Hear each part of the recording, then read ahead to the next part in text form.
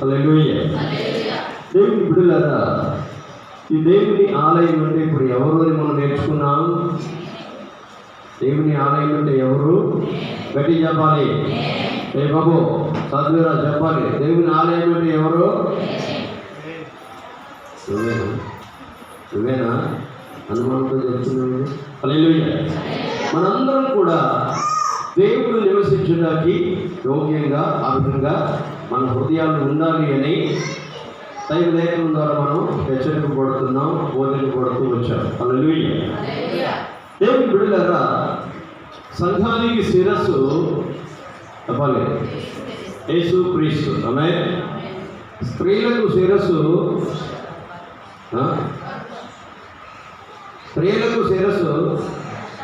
భర్త.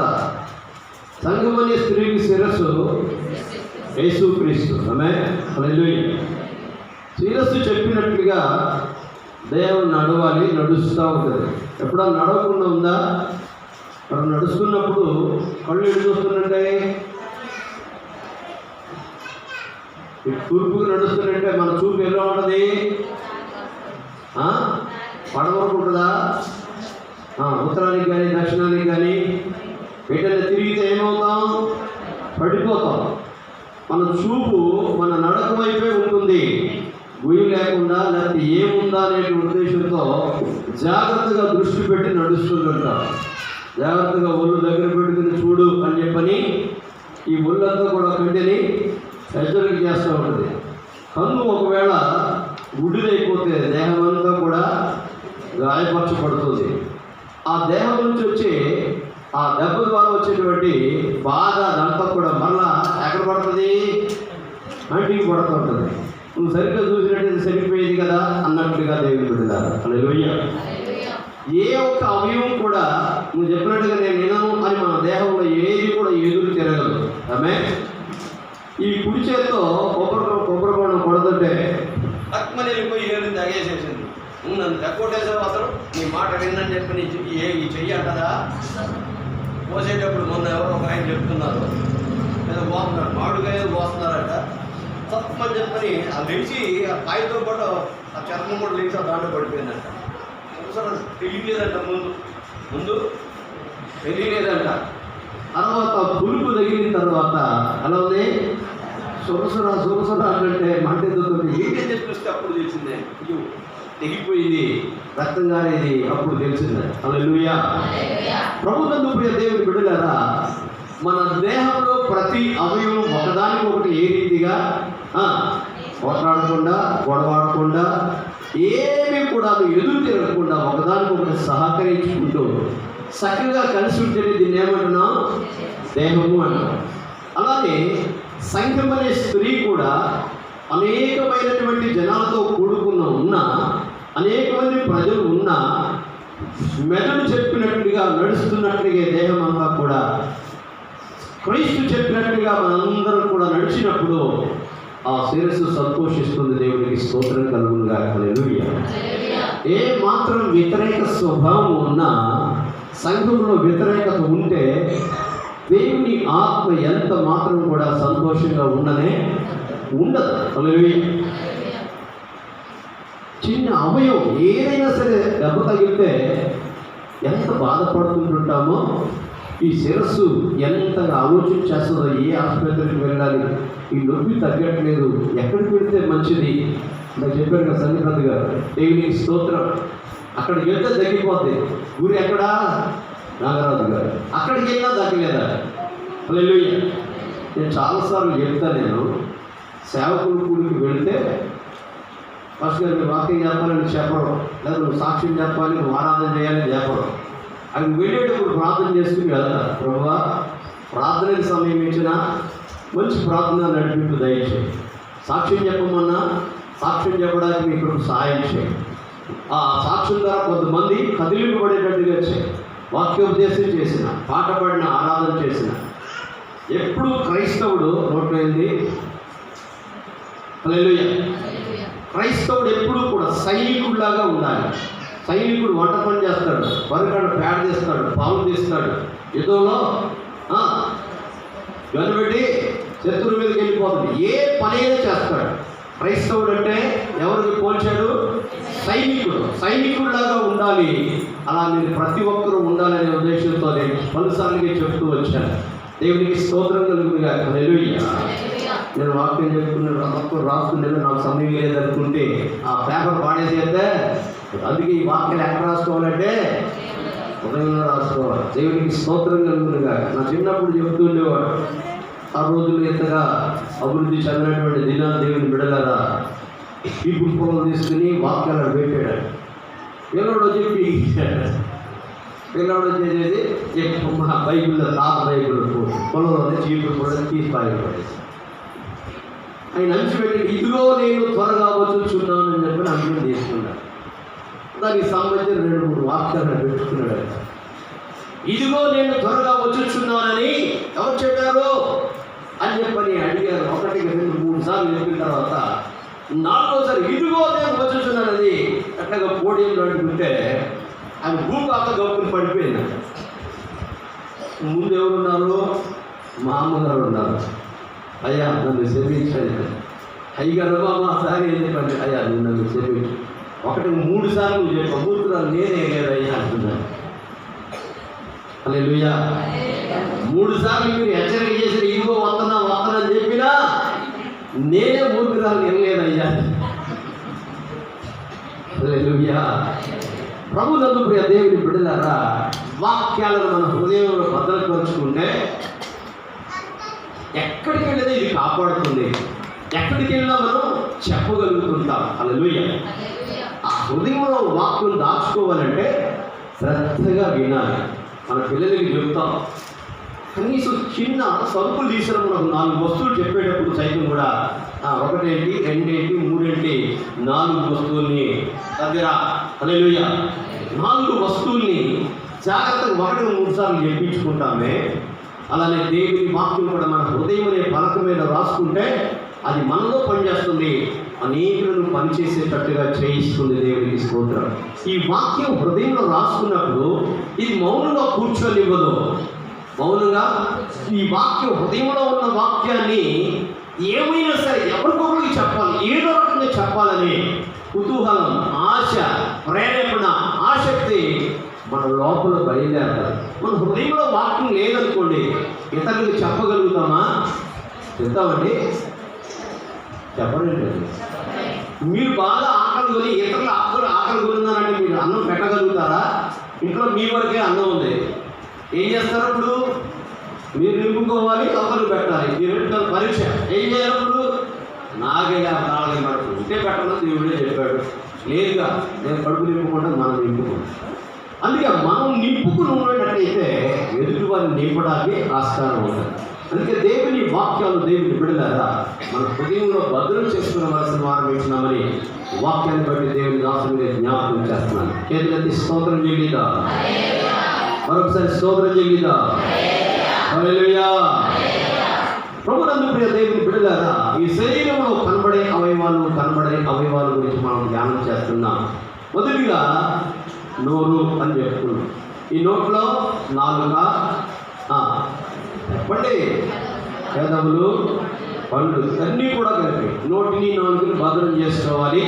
క్రమంలో నుండి ప్రాణాన్ని కాపాడుకుంటారు, నరకయాతన పడకుండా క్షేమంగా ఉంటారు అని చెప్పని అయితే నరకాన్ని తప్పించుకుంటారని అది లేఖనం ద్వారా మనం నేర్చుకోండి. రెండవది మన కళ్ళు ద్వారా చాలా పలు రకాలైన చూపులను ఎన్ని మనం ధ్యానం చేసిన 7 చూపులైనా ఇంకా వికృత చూపులు చాలా ఉంటుంటాయి. వీటన్నిటిని కూడా మనకు తెలుసు, ప్రత్యేకంగా చెప్పాల్సిన పని లేదు. మన కంటిని జాగ్రత్తగా కాపాడుకోవాలి. అందుకే యేసుక్రీస్తు ప్రభువుల వారు మత్తయి సువార్తలో బోధ చేస్తూ నీ కన్ను చెడిపోతే దేహమంతా చెడిపోతుంది, కాబట్టి నీ కంటిని జాగ్రత్తగా, ఒకవేళ నీ కన్ను నీకు అభ్యంతరంగా ఉంటే కంటిని ఏం చేయమన్నాడండి?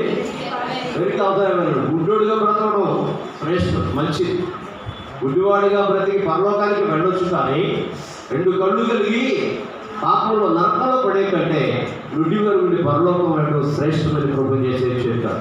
నీ చెయ్యి నిన్ను అభ్యంతరం పరిస్తే చేతులు తీసేయని చెప్పండి, ఏది అభ్యంతరం పరిచినా తీసేయమని చెప్తాడు. హల్లెలూయా. అతని నిబంధనలో దేవుని బిడ్డలారా చాలా ఖచ్చితంగా మరి జరిగిస్తూ వచ్చారో ఎవరైనా తప్పితే తీసుకెళ్లి చక్క అవతల పడేసేవాడు. దేవునికి స్తోత్రం కలుగునుగా. కానీ ప్రభువు యేసయ్య ఈ కృపాకాలంలో ఆయన క్షమించుకుంటూ ఆయన ప్రతి పాపం నుంచి కూడా మనం ఏం చేస్తున్నాడు, పవిత్రులుగా చేసి విడిపిస్తున్నాడు. హల్లెలూయా. ఎప్పుడు మనం ఒప్పుకుంటే కాదు, మనం ఒప్పుకుంటే ఏం చేయబడతాం, పవిత్రులతో నీతిమంతులుగా తీర్చిదిద్దబడతాం. హల్లెలూయా. ఈరోజు దేవుడు కూడా కంటితో చూసి నోటితో మాట్లాడేది రా అని చెప్పి అన్నారు అనుకోండి, ఎట్లా కానీ నడవాలి. మన కాళ్ళు దేవుడు ఎందుకు ఇచ్చాడు అంటే, కాళ్ళు మనకు ఎందుకు ఇచ్చాడు, దేవుని సువార్తను వ్యాప్తి చేయడం కొరకు ఇచ్చాడు. అందుకే సువార్త అందించు వారి బాధలు ఎక్కడ ఎక్కడ సుందరములు, పర్వతముల మీద సుందరంగా ఉన్నాయి. హల్లెలూయా. నీవు ఒక శతాధిపతికి చెప్పాడు, నువ్వు యొప్పేకు మనుషులను పంపి చర్మకాడైన సీమోని ఇంట్లో పేతురు అని మారు పేరు కలిగినటువంటి అమ్మా చర్మకాడైన సీమోని ఇంట పేతురును మారు పేరు కలిగిన సీమోను దిగాడు. ఆయన మీరు పిలుచుకుంటే మీకు ఏం కావాలో అది ఆయన బోధ చేస్తాడని చెప్పాడు. ఆ స్వరానికి లోబడి 4 మనుషులు పంపించారు. 4 5 ముగ్గురిని పంపించారు. ముగ్గురిని పంపించారు. చేతులకి స్తోత్రం తెలియదు.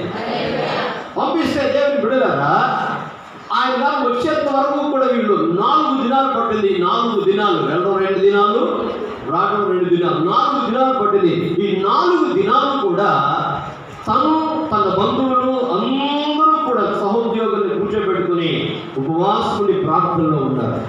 పేతురు గారు రాగానే ప్రైజ్లాడ్ చెప్పాడా, దండం పెట్టాడా, ఎక్కడ పడిపోయాడట, ఎందుకు పాదాల మీద పడ్డాడు? అయ్యా ప్రైజ్లాడ్ అని చెప్పొచ్చు కదా. ఎందుకు అంటే కొన్నిసార్లు జనవరి 1 క్రిస్మస్కో కొంచెం మన చర్చికి కూడా బయట వాళ్ళు వచ్చినప్పుడు వాళ్ళు ప్రార్థన చేస్తున్నప్పుడు వాళ్ళు ఏం చేస్తుంటారంటే, నా కాళ్ళకు దండం పెడుతుంది.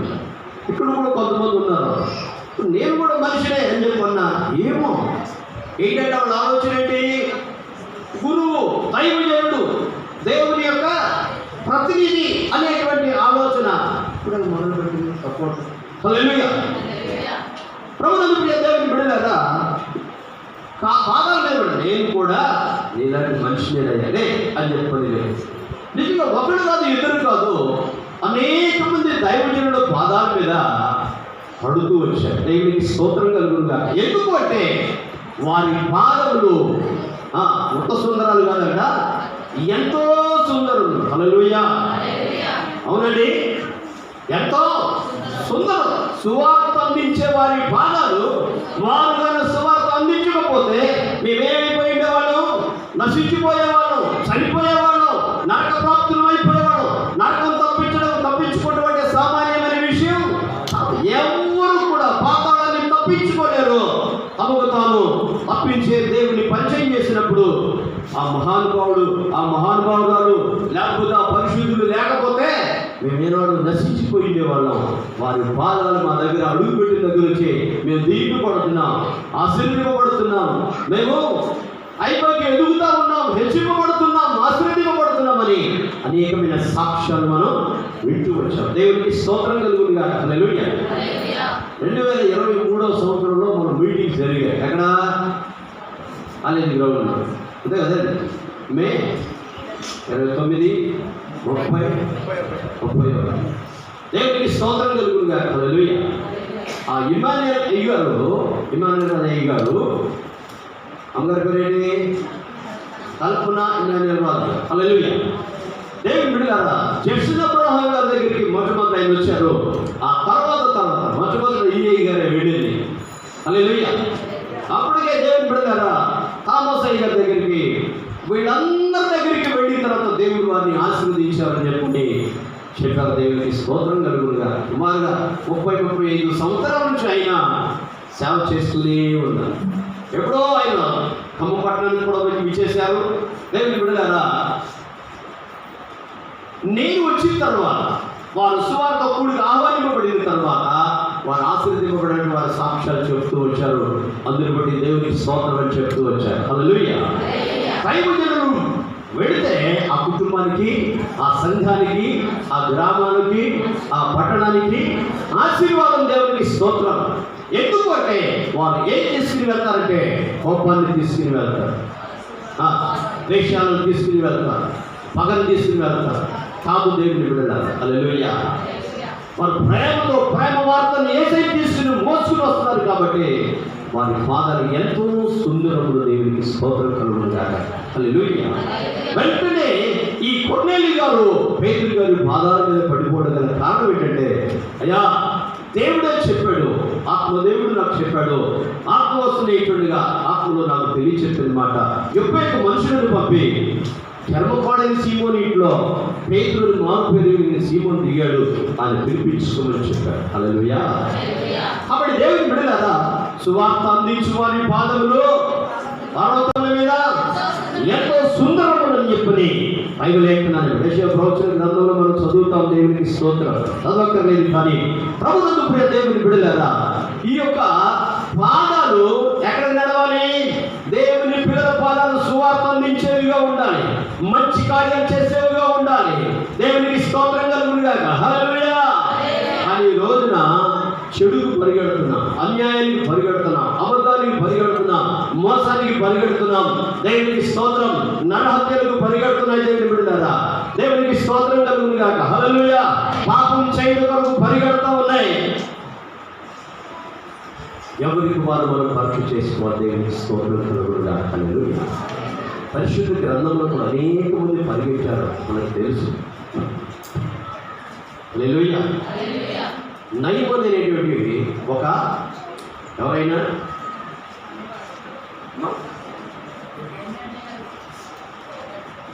నయమాన్ ఎవరండి? ఒక సైన్యానికి అధ్యక్షుడు. దేవునికి స్తోత్రం. ఏ దేశం సైన్యం? ఇండియా. సిరియా దేశానికి దేవునికి స్తోత్రం కలుగును గాక. హల్లెలూయా. సిరియా దేశము సైన్యాధ్యక్షుడు. దేవునికి స్తోత్రం కలుగును గాక. హల్లెలూయా. ఆయన చాలా విజయాలు తీసుకుని వచ్చాడు. చాలా సిరియా రాజు సైన్యాధిపతి నయమాన్ ఒకడు ఉండేను. అతని చేత యెహోవాయే సిరియా దేశములకు జయం కలిగజేసి ఉన్నాను కనుక అతను తన యజమాని దృష్టికి ఘనుడై దయ పొందినవాడు ఆయను. హల్లెలూయా. అతను మహాపరాక్రమశాలి ఉండేది, కానీ అతడు కుష్ఠరోగి. హల్లెలూయా.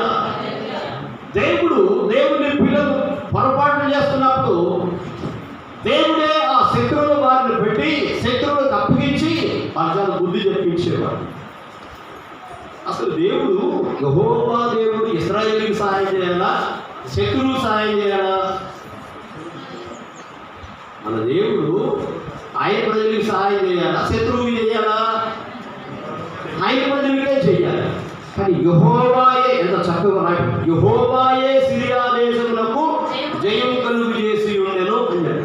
ఎందుకంటే దేవుని ప్రజలు దేవుని మాట మీది ఇష్టానుసారంగా నడుస్తుంటున్నారు, తమకు ఇష్టమైన మార్గాన్ని వెళ్ళిపోతూ ఉన్నారు. అందుకే సిరియన్లకు అప్పగించాడు.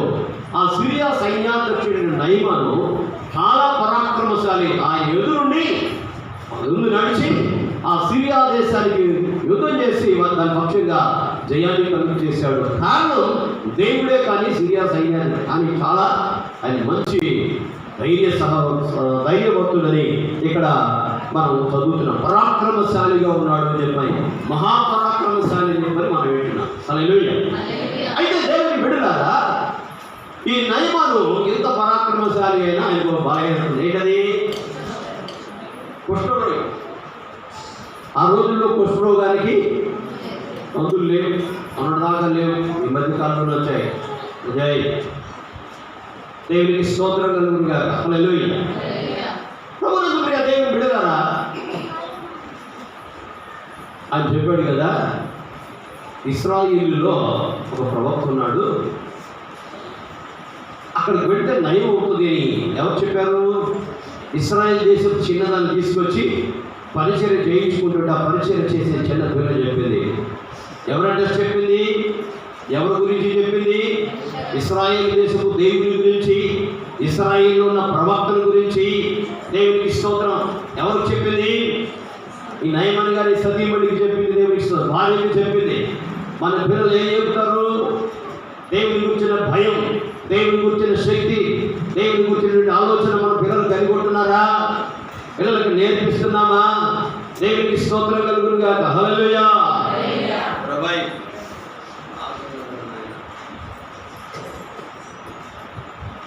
ఎదురు చూస్తున్నావు, ఇప్పుడే కావాలా? హల్లెలూయా. చిన్నప్పటి నుండి కూడా మనం దేవుని గురించిన భయాన్ని పిల్లలకి నేర్పించాలి. దేవుని గురించిన శక్తి, దేవునికి ఉన్న శక్తిని, దేవుడు శక్తిమంతుడు, పరాక్రమశాలి, గొప్ప దేవుడిని, అందరికి మించిన దేవుడిని చెప్పని ఏం చేయాలి? నీ పిల్లలకి చెప్పాలి దేవునికి స్తోత్రం. ఎప్పటి నుంచి? వాళ్ళ నుండే చెప్పాలి దేవునికి స్తోత్రం. మన దేవునికి ఉన్న శక్తిని, మన దేవునికి ఉన్నటువంటి బలాన్ని, ఆధిపత్యాన్ని, ఆయన గొప్పదనాన్ని కొద్ది కొద్దిగా చెప్తూ ఉంటే వారు కూడా శక్తి కలిగిన వారు ఉంటారు. ఆ మాటలు లోపల పనిచేసినప్పుడు చాలా శక్తి కలిగిన వారు ఉంటున్నారు. దేవునికి స్తోత్రం కలుగునుగా. హల్లెలూయా. సంసోను తన తల్లి చాలా బలవంతుడిగా పెంచింది. హల్లెలూయా. మన దేవుడు శక్తివంతుని చెప్పండి. దేవుని ఆత్మ ఆయన గమ్ముకున్నప్పుడు ఆయన మహాపరాక్రమశాలి అయిపోయాడు. దేవునికి స్తోత్రం. తన తల్లి చాలా భక్తితో పెంచింది సంసోని. ఆమేన్. సంసోని బాబా కూడా మంచోట.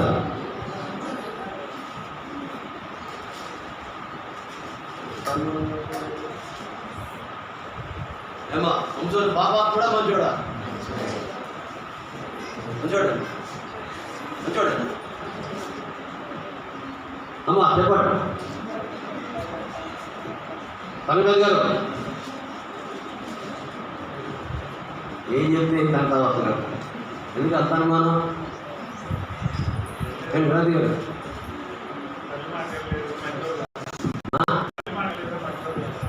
హల్లెలూయా.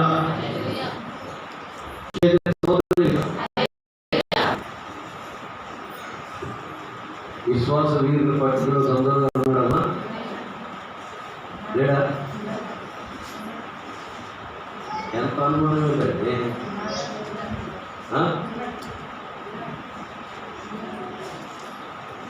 చదవండి సార్. ఇంకేం చెప్పను? ఎవరట? విశ్వాస వీరుడు. కొంతమంది పార్టీ చెప్తుంటారు. సరే నేనేం అనట్లేదండి. విశ్వాస వీరుడు. దేవునికి స్తోత్రం కలుగునుగా. చేయడానికి స్తోత్రం చేయలేదు. హల్లెలూయా. దేవుని బిడ్డలారా, నేను అనుకుంటాను అబ్బా ఈ యొక్క దాగోను దేవత మందిరాలు పడగొట్టేటప్పుడు అంటే ఏం చేస్తాను నాకు తెలియదు. నేను పక్కన అందరూ రావాలని చెప్పి ప్రార్థన చేస్తుంటే దేవుడు వినేవాడు కదా అని అనిపిస్తుంది నాకు. అది నా వ్యక్తిగత ఆలోచన. దేవుడు చేయలేడా? చేస్తాడు. కానీ వీళ్ళతో పాటు నేను కూడా చచ్చిపోతా. ఒక్కసారి నన్ను బలపరచమని ప్రార్థన చేస్తే ఒకసారి కూడా ఆయన ప్రార్థన విని ఆ 2 దాగులు దేవతా స్తంభాన్ని పట్టు అన్నాడు. మొత్తం గడబారా కూలిపోయిందంట. 8,000 మంది 3,000 మంది అందరూ చచ్చిపోయారు. ఏం చేస్తామో నాకు తెలియదు. వాళ్ళు రావాలని నేను బతకాలని చెప్పాను. ఆయన ఎందుకు బ్రతకలేదు, బతకాలనుకోలేదంటే ఆయన కళ్ళు పెరిగిపోయేవాడు. హల్లెలూయా. దేవునికి స్తోత్రం కలుగునుగా. హల్లెలూయా. గొప్ప విశ్వాస వీరుడు. చేతులెత్తి స్తోత్రం చెల్లిద్దాం. హల్లెలూయా. కాబట్టి దేవుని బిడ్డలారా, మన విశ్వాస జీవితంలో కూడా చాలా మన పిల్లలకు ప్రతి ఒక్కరికి పెద్దలందరూ కూడా దేవుని శక్తిని మనం చేయాలి, రంగరించి నేర్పిస్తే వాళ్ళు ఎంత మాత్రం కూడా తప్పిపోరు. దేవునికి స్తోత్రం కలుగునుగా. హల్లెలూయా. అందుకొరకు ఆ చిన్న పిల్ల చెప్పింది నయమానుకి భార్యకి, మా షోమ్రోనులో ఇశ్రాయేలు షోమ్రోను అనే పట్టణం ఉంది. ఆ పట్టణంలో ఒక దైవజనుడు ఉన్నాడు. ఆ దైవజనుడి దగ్గర నా యజమానులు ఉండాలని నేను ఎంతో కోరుకుంటున్నానమ్మా. ఆయన ఏమి లేదు, చిన్న ప్రార్థన చేస్తే చాలు అసలు మొత్తం బాధ. ఆ రోజుల్లో ఈ రోగానికి మందు లేదు, చాలా భయపడేటువంటి రోగం అది. అలాంటి రోగాన్ని ఏం చేస్తే పోతుంట, అసలు ఆ దైవజనుడి ప్రార్థన ఎడల ఆ చిన్న పిల్ల ఎంత ఆయన ఎంత పరీక్ష చేసి చూస్తే తెలుసుకుందో. దేవునికి స్తోత్రం కలుగునుగాక. హల్లెలూయా.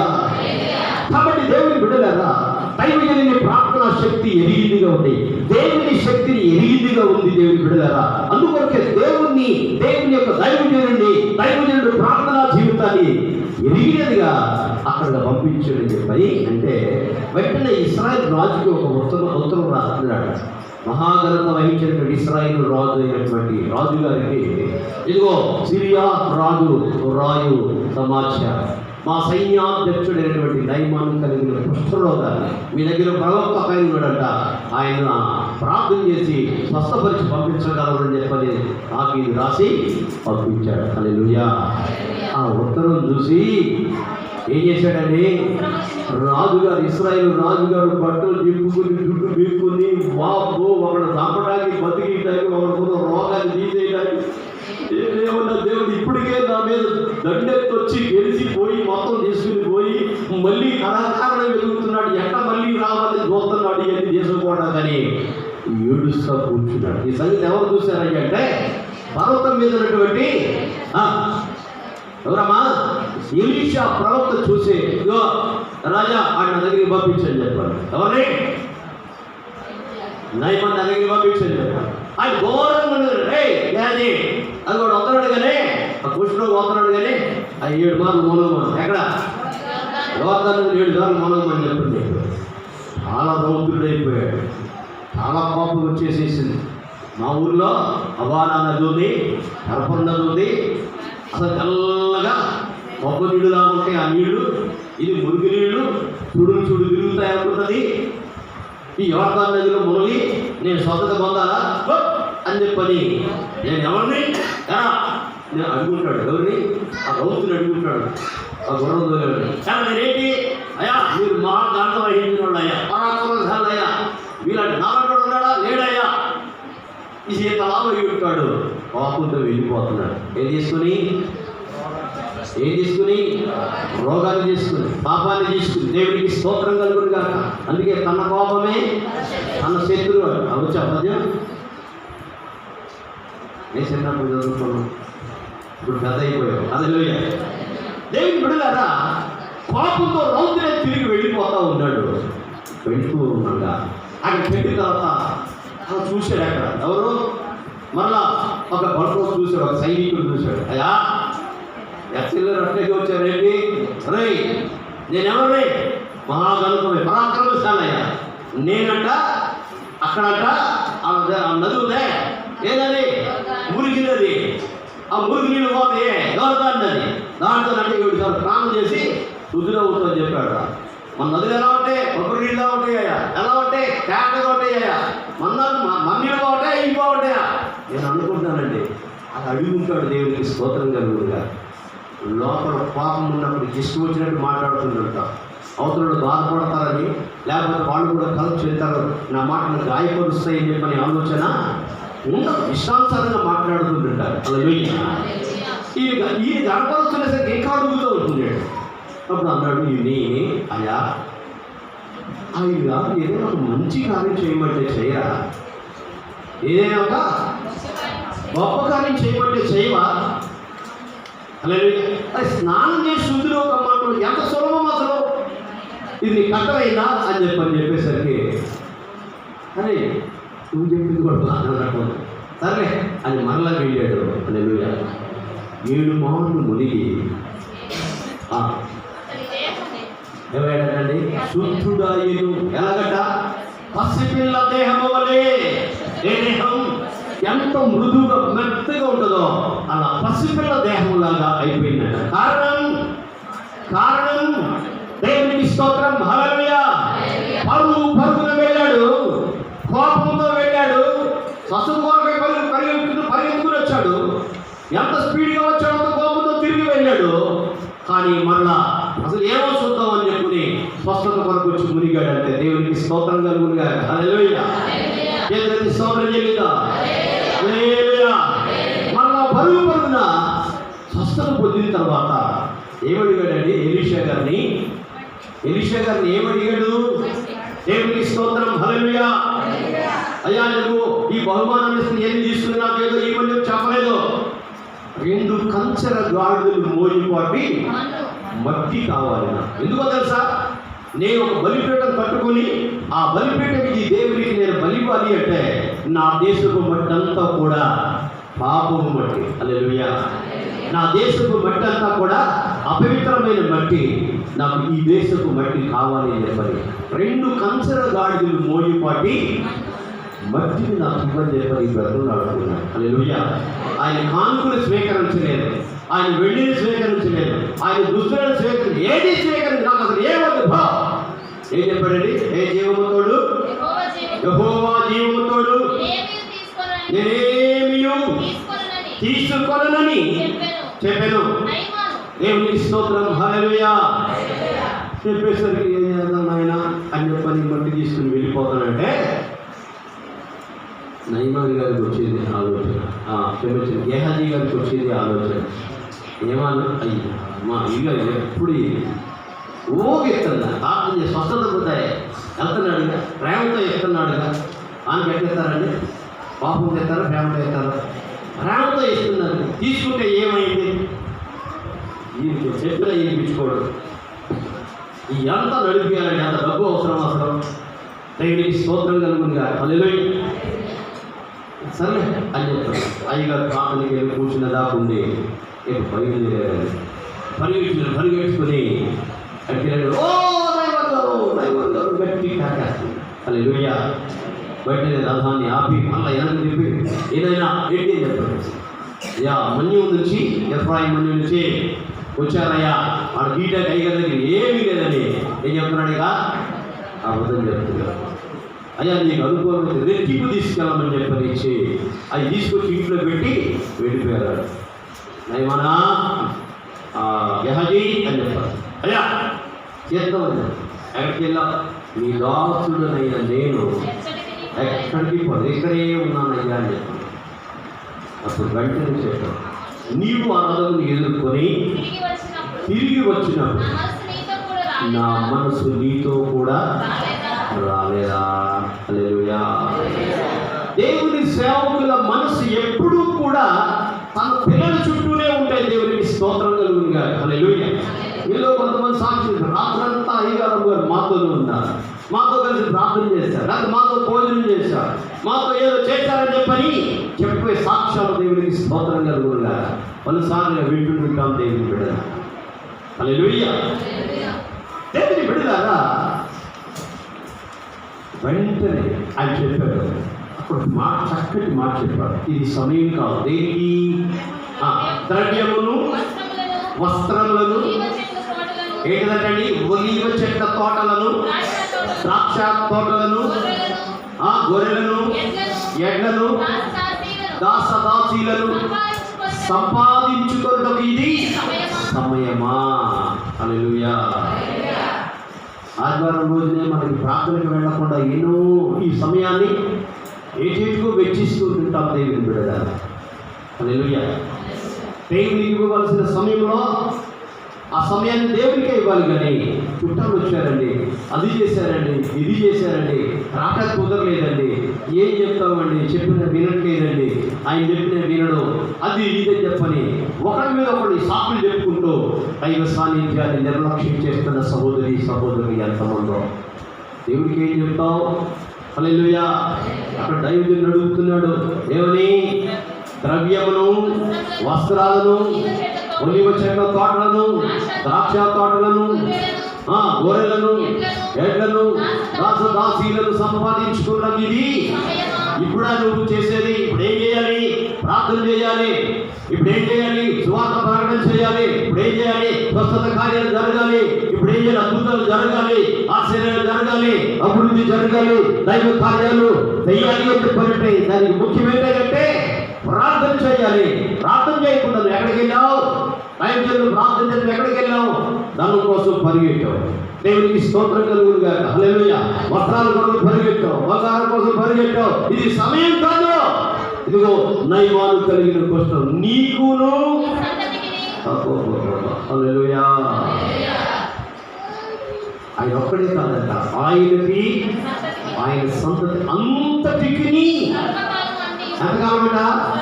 సర్వకాలం అంటే ఈ కుష్ఠరోగం అంటి ఉంటుందని చెప్పదా? మంచు వలె ఎలాంటండి? తెల్లని కుష్ఠమైన కలిగి దేవునికి స్తోత్రం. హల్లెలూయా. చేతులెత్తి స్తోత్రం చెల్లిదా? హల్లెలూయా. దేవుని బిడ్డలారా, ఈ మధ్యాహ్నపు వేళలో మనం ఇటు పరిగెత్తాలి. ఈ కార్డు ఇచ్చింది ఎందుకంటే వ్యాపారం చేసుకుంటానికి, డబ్బు సంపాదించడానికి, ఉద్యోగాలు చేయడానికి, కూలి పని అంటారు.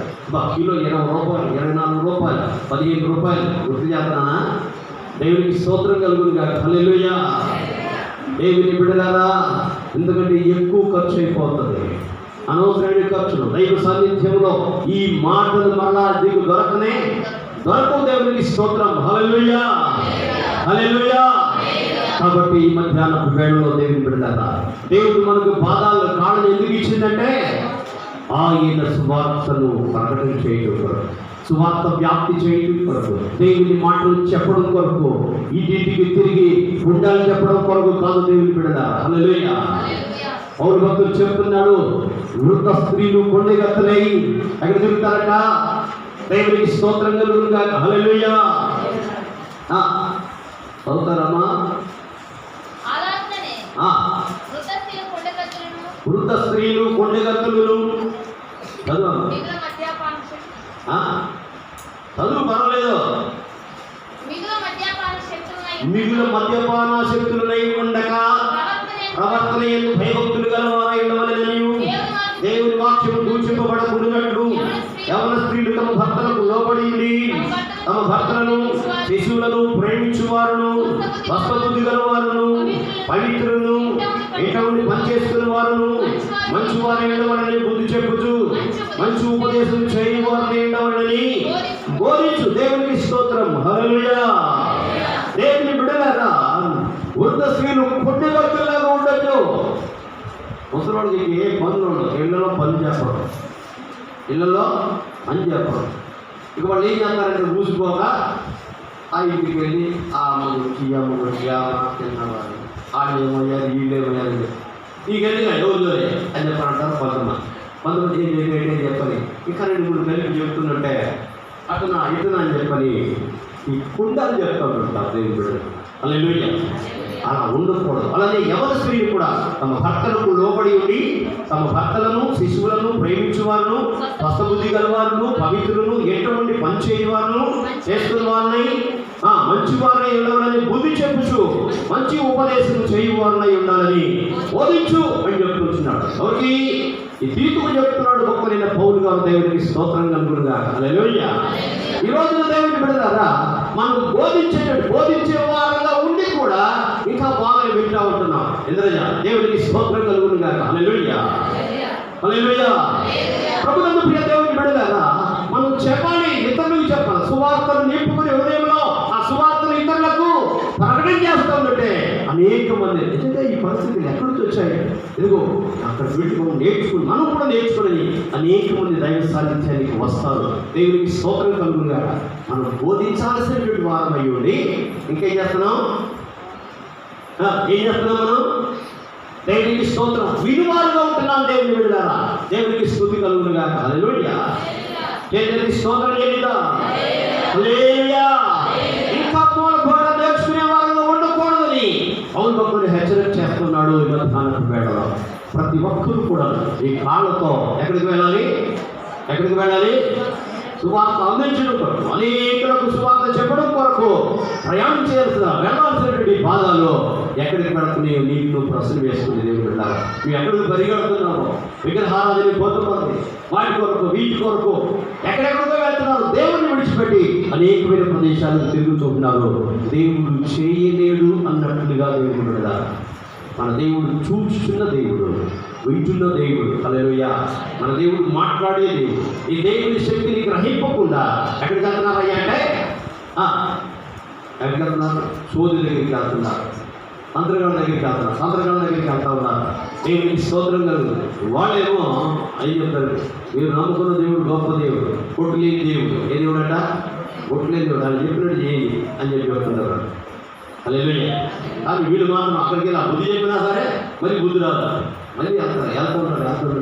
దేవునికి స్తోత్రం కలుగుతుంది. హల్లెలూయా. కాబట్టి దేవుని బిడ్డలారా, మన దేవుడికి మించిన శక్తి కలిగిన దేవుడు సృష్టిలో వేరే ఎవరు కూడా. వేల్పులలో నీ సముడెవడు, పరిశుద్ధ మహనీయుడా. వేల్పులలో నీ సముడెవడు, పరిశుద్ధ మహనీయుడా. అద్భుతమైన పూజుండా, నీవంటి వారెవరు.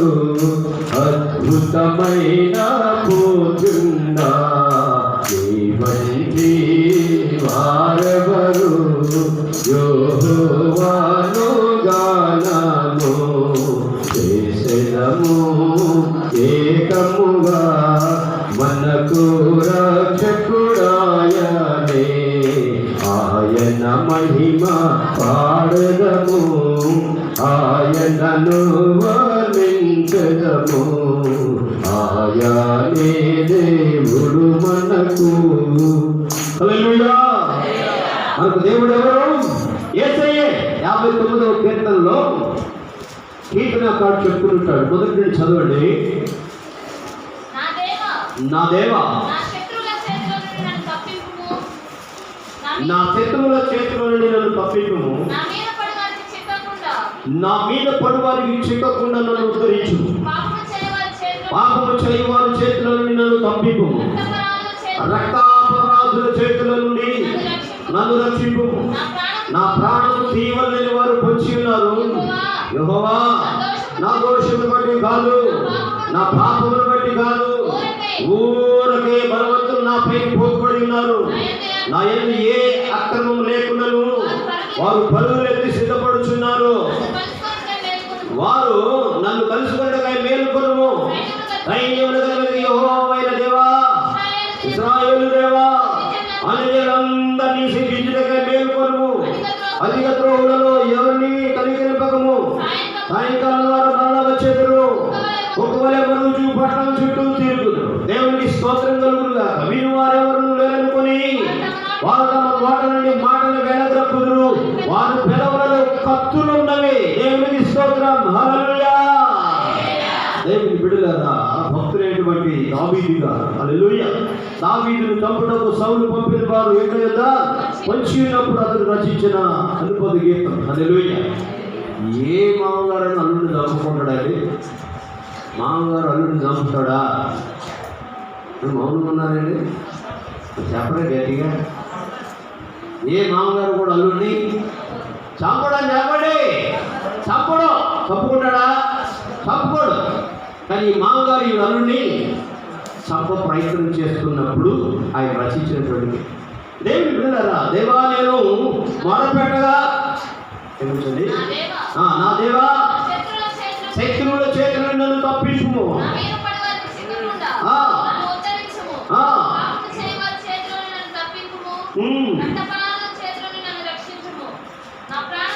నా యందు ఏ అక్రమం లేకున్న వారు ఎలా అవుతున్నారండి? దేనికి పరిగెడుతున్నారు వీళ్ళు? అక్రమం చేయటానికి, నరహత్య చేయటానికి, చంపేయడానికి దేవుడు పెడతారా? ఎవరిని? ఒక నిర్దోషిని చంపడం కొరకు దేవుడు పెడతారా? హల్లెలూయా. ఈ రోజుల్లో ఏ దోషం లేకపోయినా, ఏ పాపం చేయకపోయినా దేవుడు పెడతారా? చంపేయాలి. హల్లెలూయా. ఏం చేయాలండి? చంపే. దేవునికి స్తోత్రం కలుగునుగాక. హల్లెలూయా. ఏమైనా దోషం చేశాడా?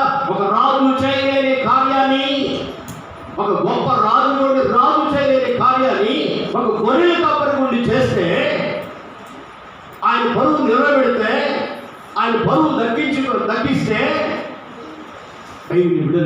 దేవుడు జీవము కలిగిన దేవుని శక్తిని కనపరిచినటువంటి ఆ చిన్నవాడైనటువంటి దావీదును రాజుగా అయ్యుండి చంప ప్రయత్నం చేస్తున్నాడంటే ఏం చేసేది లేక. వాస్తవానికి గొలియాతు చంపినోడు దావీదు గారు సౌలును చంపలేడంటే సింహాన్ని చీల్చాడు, ఎలుగుబంటిని చీల్చాడు, గొలియాతుని చీల్చి అవతల పడేశాడు. అలాంటి ఆయన ఈ సౌలు గారిని చంపలేడా? చంపగలడు. కానీ అసలు చంపుతాడు లేదు అని చెప్పని కూడా దేవుడు పరీక్ష పెట్టాడు. ఆయన దాక్కుని గుహ, అదే గుహలో ఈరోజు కూర్చున్నాడు. మంచి అలసిపోయి నిద్రపోతా ఉన్నాడు. నిద్రపోతుందంటే ఏం చేశాడండి? ఆ నీలగుడిని పై వస్త్రం పోసి అవతలకి కేకలేస్తుంది.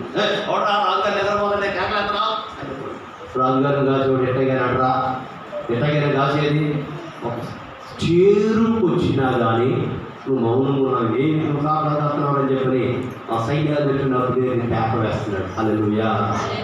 చేతులెత్తి స్తోత్రం చేయలేదా? హల్లెలూయా. ప్రభువునందు ప్రియ దేవుని బిడ్డలారా, శత్రువుగా తరుగుతున్నాడు, పరిగెడుతున్నాడు. ఎవరిని? దావీదు శత్రువా? కాదు, సౌలు క్షేమం కోరేవాడే. కానీ అయ్యా ఒత్తుగానే ఎందుకట అని చెప్తున్నాడు, నా యందు ఏ అక్రమము లేకున్నా వారు పరుగులెత్తి సిద్ధపడుతున్నారట. హల్లెలూయా. ఈ రోజున క్రమం అక్రమం ఏం చూడకుండా అసలు ఏం లేదు. నాకు ఒక సోదరుడు చెప్పాడు, 500 ఇస్తే కూడా బీహారోళ్ళు ప్రాణం తీసేస్తారండి. బీహారోళ్ళకి 500 ఇస్తే చంపేస్తారు. మళ్ళీ వాళ్ళ యొక్క ఆనవాళ్ళు ఏమి కూడా తెలియకుండా చేసేస్తారు. ఎట చేస్తారో అర్థం కాదు. ఎన్ని వందలకి? 500 ప్రాణాలు తీసేస్తారు. ఈ గడ్డ చిత్తపోవడానికి చూస్తారు. హల్లెలూయా. హల్లెలూయా. చేతులెత్తి స్తోత్రం చేయలేదా? ప్రభువునందు ప్రియ దేవుని బిడ్డలారా, ఊరికనే ఏమి చేయకుండానే మేలు చేసిన వారికి సైతం కూడా క్రైస్తవుడు కీడు చేసిన వారికే మేలు చేయాలి, కానీ మేలు చేసిన వారికి కూడా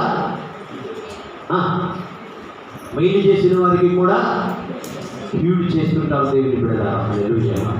దావీదు జీవితంలో ఇశ్రాయేలుకు మేలు చేశాడు, రాజుకు మేలు చేశాడు.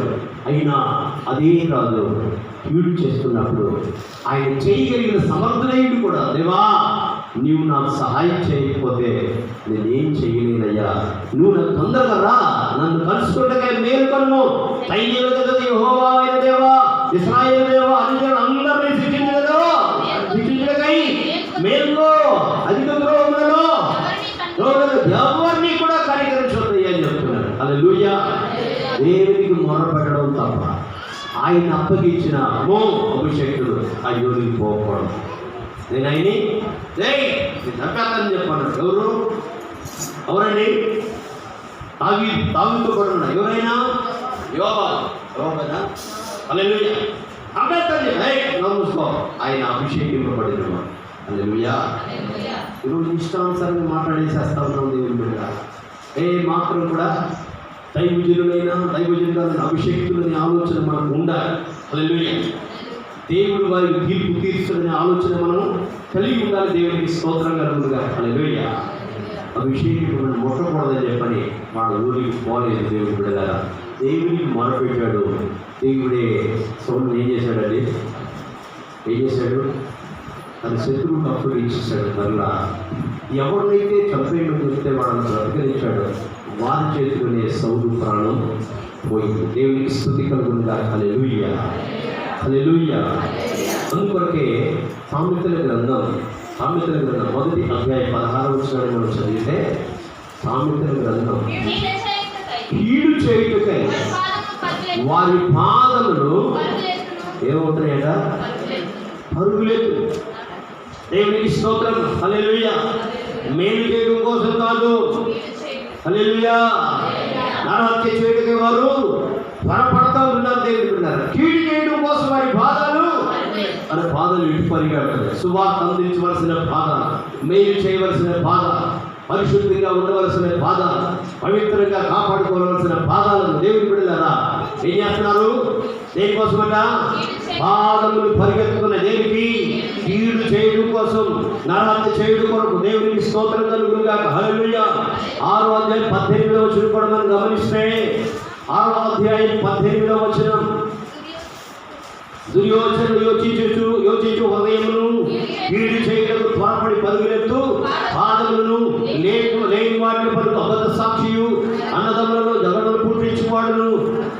స్తోత్రం. అవేవన్నీ అహంకార దృష్టి కలగాడు, దేవుడికి అసహ్యమైనవి కలవు, 7 ఆయనకు హేయములు. ఏంటంటే అహంకార దృష్టియు, కలలాడు నాలుకయు, నిరపరాధుల చంపు చేతులు, దుర్యోచనలు యోచించు హృదయం, కీడు చేయడం పదరబడి పరుగులెత్తు పాదాలు.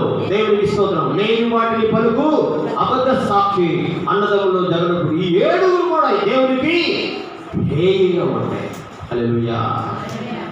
హేయమైన దేవుడి బిడ్డలారా, మన కాళ్ళు ఇటు పరిగెడుతుంది. కీడు కల్పించడం కొరక, లేక ప్రాణం కీడు కొరక దేవునికి స్తోత్రం కలుగును గాక. హల్లెలూయా. లేక దేవుని సువార్త అందించడం కొరకు వెళ్తున్నాయా, ఎలా ఎటు ప్రయాణం చేస్తున్నాం మనం అనే విషయాన్ని వాక్యాన్ని బట్టి మనం పరిశీలన చేసుకుని బతులు వేయించినాం. దేవునికి స్తోత్రం కలుగును గాక. హల్లెలూయా. హల్లెలూయా. హల్లెలూయా. దేవుని బిడ్డలారా, పౌలు భక్తుడు తన ఆత్మీయ కుమారుడు తిమోతికి తెలియజేస్తున్న 7వ వచనంలో, మంచి పోరాటము పోరాడితే నా పరుగు కడదాకా చేరుకున్నాను, విశ్వాసాన్ని కాపాడుకున్నాను. హల్లెలూయా. ఈరోజు మన పరుగు ఏంటో, అందుకే 12వ అధ్యాయం, ఫిబ్రవరి 12వ అధ్యాయం, ఇంత గొప్ప సాక్షి సమూహం మనం ఆవరించేటాడు. మనము కూడా ప్రతి వారము సులువుగా చిక్కులు పెట్టి ప్రతి పాపమును ఏం చేయాలట, సులువుగానే చిక్కులు పెడుతున్నాయి దేవుని బిడ్డలారా. దాంట్లో ఎలా బయటకు రావడం అర్థం కాకుండా ఉన్న పరిస్థితి, ఏ చేయాలో అర్థం కాని పరిస్థితి. దేవునిపై సులువుగా చిక్కులు పెట్టి పాపాన్ని విడిచిపెట్టాలా, వ్యక్తులు విడిచిపెట్టాలా? దేవునికి స్తోత్రం. హల్లెలూయా. పాపమును విడిచిపెట్టి విశ్వాసానికి కర్త, దాన్ని కొనసాగించి యేసు వైపు చూచుచు మన ఎదుర్చబడిన పనుల్లో ఓపికతో ఏం చేయాలంటే మన పరుగు ఎక్కడికి, ఓపికతో కూడిన పరుగు ఎక్కడికి, ఎక్కడికండి, ఎక్కడికి ఓపికతో ఎక్కడికి పరిగెట్టాలి? విశ్వాసాన్ని కాపాడుకునేది ఎందుకు? హల్లెలూయా. ఆ సాక్షి సమూహంలో, ఆ గుంపులో మనం కూడా ఉండు కొరకు దేవుని బిడ్డలారా. హల్లెలూయా. ఎందుకు అని చెప్పంటే ఆ 11వ చివరిలో వారైనా మనం లేకుండా ఆ విశ్వాస వీరుల పట్టిక ముగింపు పట్టలేదు. కాబట్టి ప్రభువా, ఆ విశ్వాస వీరుల పట్టికలో నేను, నా కుటుంబం అందరూ కూడా ఉండేటట్టుగా మీకు సహాయం చేయండి. నీ కొరకు నేను పరిగెడతాను. ఇంకా పరుగుల గురించిన విషయాలు చాలా ఉన్నాయి. వచ్చే వారం ధ్యానం చేద్దాం. దేవుని కళలు వచ్చండి, ప్రార్థన చేస్తుందాం. ప్రార్థన చేద్దాం. దేవుని బిడ్డలారా, ప్రార్థన చేద్దాం. ఇంతవరకు వాక్యం ద్వారా దేవుడు మనతో మాట్లాడి బలపరిచించండి కదా. దేవా, గేహాజీ పరిగెత్తాడు, రోగాన్ని తెచ్చిపెట్టుకున్నాడు. పేతురు గారు పరిగెట్టుకుని వచ్చారు, కొన్ని కుటుంబీకులందరికీ సువార్త అందించాడు.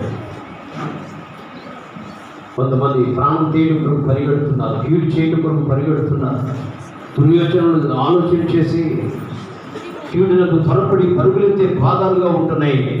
ఈ పాదాలు ఇటు పరిగెడుతున్నాయి. దేవుని బిడ్డ, దేని కొరకు పరిగెడుతున్నావా? కొంతమంది ఆస్తులు సంపాదించడం కొరకు, విద్యను సంపాదించడం కొరకు, వ్యాపారం కొరకు, ఆస్తులు సమకూర్చడం కొరకు పలు రకాలుగా పరిగెడుతున్నారు. ఇవన్నీ కూడా విడిచిపెట్టారు. విశ్వాసపు పరుగు కావాలి, సువార్త కొరకైన పరుగు కావాలి. వారి పాదాలు ఎంతో సుందరంగా ఉంటే చెప్తున్నాడు దేవుని బిడ్డలారా. నీ పాదాలు సుందరంగా ఉండాలి అంటే, పాదాలకు నమస్కారం ఎందుకు చేస్తున్నారు అంటే, పర్వతముల మీద సువార్త అందించి వారి పాదాలు ఎంతో